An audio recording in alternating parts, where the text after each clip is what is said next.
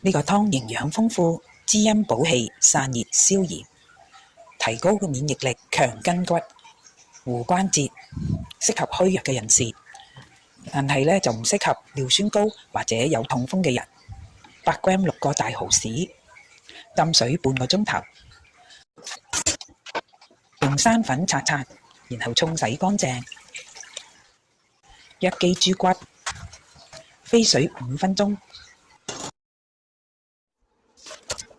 沖洗乾淨。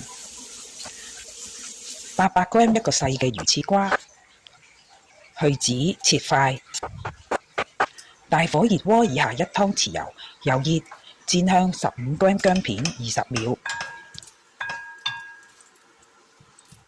100g 洗淨嘅蠔豉，兩面煎香約1分鐘。60ml 米酒，大火煮1分鐘。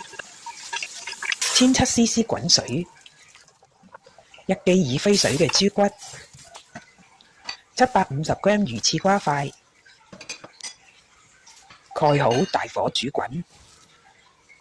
滾起之後攪動一下，用細火煮45分鐘。45分鐘後，2粒蜜棗，250g 紅蘿蔔塊，蓋好細火煮30分鐘。20g 乾杞子，蓋好細火煮多15分鐘。聞到好香啦，1.5茶匙鹽攪勻，咁就做好啦。